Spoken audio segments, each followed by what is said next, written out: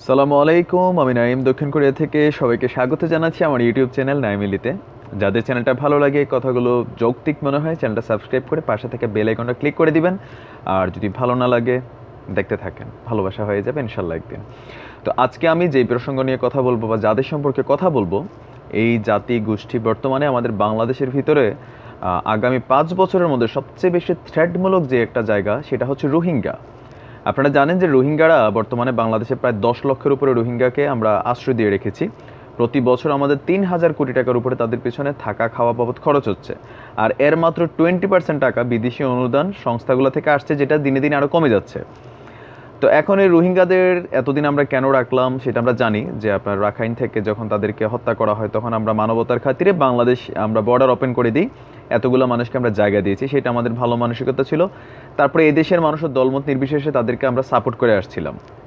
তো নর্মালি আপনার তাদেরকে বাংলাদেশ থেকে ফেরত পাঠানোর জন্য প্রায় দীর্ঘ 2 বছর পরে যখন একটা পরিকল্পনা বাস্তবায়ন হলো রোহিঙ্গা সরকার থেকে, আপনার 3450 জন রোহিঙ্গাকে মিয়ানমার নেওয়ার জন্য এই 22 তারিখে একটা প্রসেসিং ছিল, কিন্তু একজন রোহিঙ্গা ফেরত যায়নি। এখন এটা কিন্তু আপনার খুব ভালো কি বলে যে এই ইয়াটা কিন্তু ভালো না। এখন যে আপনার সিস্টেমটা দেখতেছে এটা কিন্তু ভালো না রোহিঙ্গাদের জন্য। ফিরে তো যাচ্ছেই না আপনার, বরঞ্চ তারা গতকাল আপনার যেই ঘটনা ঘটাইছে, সেটা হচ্ছে আপনার যে বাংলাদেশ কক্সবাজার জেলার টেকনাফ উপজেলার জাদিমোড়া ইউপি যে এলাকা আছে, সেইখানের একজন আপনার যুবলীগ নেতা মোহাম্মদ ওমর ফারুক, তিনি হচ্ছেন আপনার জাদিমোড়া এমআর সরকারি প্রাথমিক বিদ্যালয়ের সভাপতি, প্লাস হচ্ছেন তিনি আপনার 9 নং ওয়ার্ড যুবলীগের সভাপতি। তার বাবার নাম হচ্ছে মুনাফ। তো এই যুবলীগ নেতাকে রোহিঙ্গারা আপনার রাত্র 10:30টায়, রোহিঙ্গা ডাকাত সর্দারের নাম হচ্ছে আপনার মোহাম্মদ সেলিম, এই সেলিমের নেতৃত্বে একটা ডাকাত দল, তারা মোহাম্মদ ওমর ফারুককে তার বাড়ি থেকে রাত্র 10:30টায় ডেকে নিয়ে পার্শ্ববর্তী পাহাড়ের অঞ্চলে আপনার সরাসরি গুলি করে মেরে ফেলছে। এখন এখন এই যে আপনি এই ঘটনাটা কিন্তু কতটা স্বাভাবিক দেখছেন জানি না। আমি রোহিঙ্গাদের নিয়ে আরও কয়েকটা ভিডিও আপলোড করছি, যারা দেখেন নাই দেখে নেবেন যে রোহিঙ্গাদের অ্যাক্টিভিটিসটা বর্তমানে বাংলাদেশের জন্য কতটা বিপজ্জনক হয়ে যাচ্ছে ডে বাই ডে। আপনি বলছেন যে 10 লক্ষ রোহিঙ্গা মানে একটা বিশাল ব্যাপার। আর এই রোহিঙ্গাদেরকে আপনার এই গতকালকে আমাদের যেই ডক্টর আব্দুল মোমেন মনে হয় আমাদের, সরি আমার ওনার নামটা খেয়াল নাই, যে এই পররাষ্ট্র মন্ত্রণালয়ের যিনি দায়িত্বে আছেন, তিনি বলেছেন যে রোহিঙ্গাদেরকে বাংলাদেশ থেকে না যাওয়ার জন্য একটা শ্রেণী কিন্তু স্ট্রংলি কাজ করছে, লিফলেট বিতরণ করছে, যেসব রোহিঙ্গারা মিয়ানমারে ফিরে যেতে ইচ্ছুক তাদেরকে কিন্তু আপনার ধমকানো হচ্ছে, শাসানো হচ্ছে। আর ভিতরে ভিতরে এই ডাকাত সর্দার সেলিম শুধু একা না, এখানে রোহিঙ্গাদের আপনার 15-20টা গ্রুপ কিন্তু আপনার এখানে অলরেডি আছে। তারা নানান ধরনের ব্যবসা, ইয়াবা, মাদক, ধর্ষণ, তারপর হচ্ছে আপনার গুম, খুন, এই নানান অপরাধে কিন্তু বর্তমানে তারা বাংলাদেশে কিন্তু জড়িত আছে। ইভেন আপনার এই রোহিঙ্গারা বাংলাদেশের পাসপোর্ট আইডি বানানোর মাধ্যমে বিদেশ পর্যন্ত চলে যাচ্ছে। এখন বাংলাদেশের আইডি পাসপোর্ট রোহিঙ্গারা তো সরাসরি বানাইতে পারে না, আমাদের বাংলাদেশের ভিতর কিছু কুলাঙ্গার আছে যারা সামান্য টাকার বিনিময়ে রোহিঙ্গাদের সাথে এই কাজগুলো করে দিচ্ছে। তারপর আমি কিছুদিন আগে আরেকটা ঘটনা দেখছিলাম, আপনার যে আমাদের বাংলাদেশের এক বোনকে এক রোহিঙ্গা বিয়ে করছে। কারণ অনেক রোহিঙ্গারা জানেন যে ওইখানে যখন স্থানীয়ভাবে এসে আস্তানা গাড়ছে, এলাকার মানুষের সাথে সখ্যতা হয়েছে, তো প্রেম প্রীতি ভালোবাসাটা অনেক সময় হয়ে যায়। তো হয়ে যাওয়ার পর্যায়ে থেকে একটা বোনকে বিয়ে করে সে যৌতুকের জন্য আপনার মেয়েটাকে দীর্ঘদিন অত্যাচার করে একটা পর্যায়ে মেয়েটার পা কেটে ফেলছে। মানে এই রোহিঙ্গাটা কিন্তু খুবই ভয়ঙ্কর হয়ে উঠছে। তো রোহিঙ্গাদের মাধ্যমে আমরা পলিটিক্যালি আপনার হয়তো অনেক ধরনের সুযোগ সুবিধা আওয়ামী লীগ সরকার বিশ্ব দরবারে পেয়েছেন। এই জননেত্রী শেখ হাসিনা, প্রধানমন্ত্রী শেখ হাসিনা, তিনিও একটা মাদার অফ হিউম্যানিটির একটা উপাধি পেয়েছেন, এটা পলিটিক্যাল জায়গা থেকে পেয়েছেন। আর সাধারণ মানুষ হিসেবে আমরা রোহিঙ্গাদের যে জায়গা দিয়েছি একদম প্রথম পর্যায়ে, আমার খুব ভালো লাগছে, আমরাও সাহায্য করছি। ইভেন বাংলাদেশের প্রতিটা রাজনৈতিক দল আপনার দল মত নির্বিশেষে রোহিঙ্গাদেরকে কিন্তু সবাই স্বাগত জানিয়েছে। ইভেন প্রতিটা বিএনপি বলেন, জামাত ইসলাম বলেন, জাতীয় পার্টি বলেন, সবাই কিন্তু তাদেরকে সহযোগিতা করে গেছে। এখন এই সহযোগিতার পরে আপনার এই রোহিঙ্গাদেরকে দীর্ঘ 2 বছরে আপনার তাদের পিছনে প্রতি বছর প্রায় 3,000 কোটি টাকার মতো একটা খরচ কিন্তু তাদের পিছনে হচ্ছে। যেখানে আমাদের ঢাকাতে আপনার এই যে কিছুদিন আগে রূপনগর যে বস্তিটা পড়ে গেল, সেখানে 3,000 ফ্যামিলির জন্য আমাদের জায়গা হচ্ছে না। তা আমার একটা দৃষ্টি আকর্ষণ থাকবে, যদি আমার এই বক্তব্য কোনো রাজনৈতিক নেতারা বা প্রশাসনের মহলের মানুষ শুনে থাকেন, যে আমরা যেহেতু 10.5 লক্ষ রোহিঙ্গাদেরকে বসায় খাওয়াইতে পারতেছি, তো আমাদের এখানে যারা বস্তির মধ্যে 3,000 ফ্যামিলিতে কতজন মানুষ হবে? 3-5-15,000 মানুষ। তাদের জন্য আমাদের একটা নিরাপদ আবাসন প্রকল্প করা দরকার, যারা আমাদের বাংলাদেশের ভিতরের মানুষ তাদের বিষয়গুলো আমরা মানে 100% কমপ্লিট করে তারপরে হয়তো আমাদের উচিত যে অন্যান্যদের ব্যাপারে দেখা উচিত। রোহিঙ্গাদের দেখতেছি সেটা খারাপ না, আমরাও 71 সালে ভারতের শরণার্থী ছিলাম, আবার আমাদের দেশ স্বাধীন হয়েছে আমরা চলে আসছি, আমরা ভারতে আস্তানা গাড়ি নেই। 2-4 জন হিন্দু ভাই আছে যারা হয়তো আসেনি, সেটা আলাদা ম্যাটার। তো রোহিঙ্গাদের কিন্তু এখন সরকার যেহেতু দিচ্ছে যে আসো, এখন তারা বাংলাদেশের কাছে দাবি করছে যে তাদেরকে 5টা শর্ত পূরণ করলে তারা মিয়ানমারে ফেরত যাবে। এখন এই দাবি তো আমাদের পররাষ্ট্র মন্ত্রণালয় থেকে যেটা বলা হয়েছে যে এই দাবি হচ্ছে অযৌক্তিক, সুখে থাকলে তাদেরকে ভূতি কিলায়, কারণ তাদের আমাদের সাথে কোনো দাবি যৌক্তিকতার বিষয় না, এটা মিয়ানমার সরকারের সাথে তাদের দাবির বিষয়। তারা আমাদের কাছে কোনো দাবি করার যোগ্যতা রাখে না। আমরা তাদেরকে আশ্রয় দিয়েছি, বিনামূল্যে খাওয়াচ্ছি, আমরা মানবতার জায়গা থেকে কাজ করছি, তার মানে এই না যে আমরা তাদের কাছে দায়বদ্ধ। আর সরকার থেকে যেটা বলা হয়েছে, সরকারই কিন্তু আস্তে আস্তে রোহিঙ্গাদের ব্যাপারে কঠিন হচ্ছে, আপনারা একটু খেয়াল করলেই দেখবেন যে সরকার থেকে বলা হয়েছে যে রোহিঙ্গাদের মধ্যে যারা এই ধরনের কি বলে যে প্রচারণা চালায় যে মিয়ানমার ফিরে যাওয়াতে দেওয়া হবে না, বা আপনার এখানে ইয়াবা ব্যবসাতে আছে, আপনারা জানেন এখানে অনেক রোহিঙ্গারা আছে। মিয়ানমার হচ্ছে ইয়াবার একটা প্রধান কারখানা ফ্যাক্টরি দেশ, তো ইয়াবাটা কিন্তু খুব বেশি চালান হচ্ছে। আর পরে আছে আপনার এখানে ভিতরে তারা গ্রুপিং করতেছে, রোহিঙ্গাদের ভিতরে কাউকে কাজ দিচ্ছে, আবার এলাকার যারা প্রভাবশালী নেতা আছে তাদের সাথে সখ্যতা করে আপনার এলাকাতে নানান ধরনের ক্ষমতা প্রতিপত্তি রেগুলার কিন্তু এক ধরনের তাদের শুরু হয়ে গেছে। এখন যদি তাদেরকে থামানো না যায় সেটা কিন্তু খুবই কঠিন হয়ে যাবে আমাদের জন্য।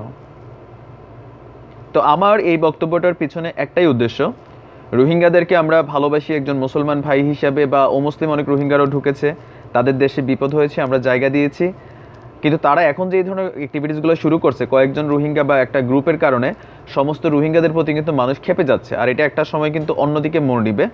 যারা বাংলাদেশ সরকারি কাজ করেন, যারা ইন্টারন্যাশনাল মিডিয়াতে কাজ করেন, এইসব বিষয়ে কথা বলেন, তো তাদের আসলে এই বিষয়টাকে আমার মনে হয় যে খুবই গুরুত্ব দিয়ে ভাবা উচিত। ইভেন আমরা যারা সাধারণ মানুষ আছি, আমরাও প্রত্যেকের জায়গা থেকে রোহিঙ্গাদের ব্যাপারে কিন্তু আলোচনা করা উচিত।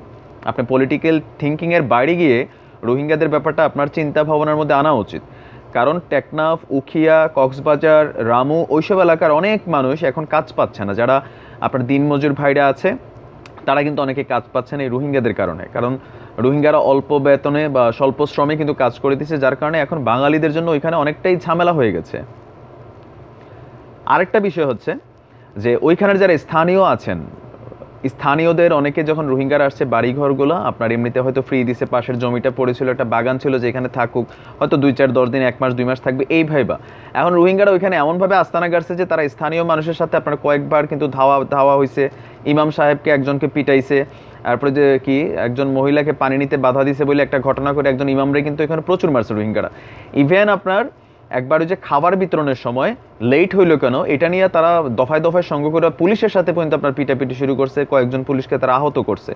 তো এই যে সব রোহিঙ্গা যে খারাপ তা না, প্রতিটা সমাজের মধ্যে কিছু মানুষ থাকে একটু ফালতু থাকে, যেখানে যায় ভেজাল লাগায়। তো কিছু রোহিঙ্গা আছে যারা এই মুহূর্তে বাংলাদেশের ভিতরের যে আভ্যন্তরীণ শৃঙ্খলা আছে সেখানে কিন্তু ওরা হাত দিচ্ছে।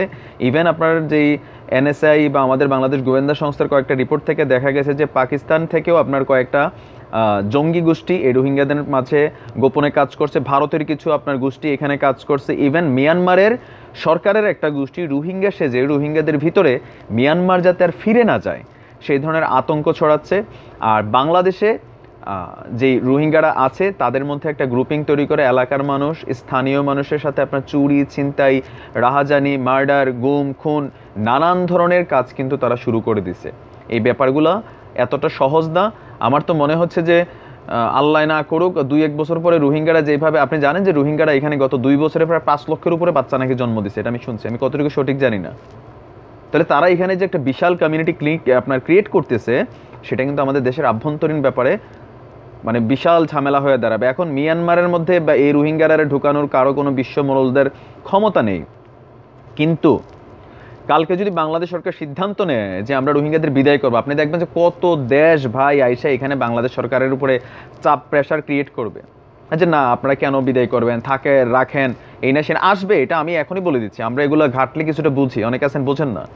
রোহিঙ্গাদের ব্যাপারে আমাদের সিরিয়াস হওয়া উচিত, আমাদের সরকারকেও প্রেশার ক্রিয়েট করা উচিত, যারা সরকারি কাজ করেন তারাও বুঝেন, হয়তো অনেক কিছু বলেন না কারণ রাজনৈতিক যে ব্যাপার স্যাপার আছে।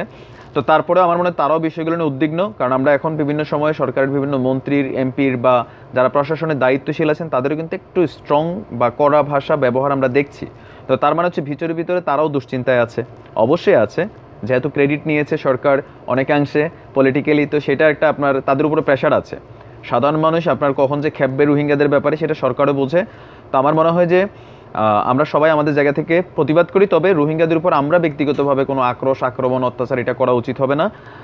তো কিন্তু যখন রোহিঙ্গারা এই ধরনের অর্গানাইজড কোনো ক্রাইম করবে, প্রশাসনকে বা স্থানীয়ভাবে সেগুলোর কিছুটা প্রতিহত করতে হবে। তবে কোনো ধরনের বিশৃঙ্খলা বা কাউকে হত্যার মাধ্যমে না। আইন শৃঙ্খলা বাহিনী আমাদের যথেষ্ট সজাগ আছে ওইখানে, তাদের কাছে জানাতে হবে রোহিঙ্গাদের অ্যাক্টিভিটিস সম্পর্কে।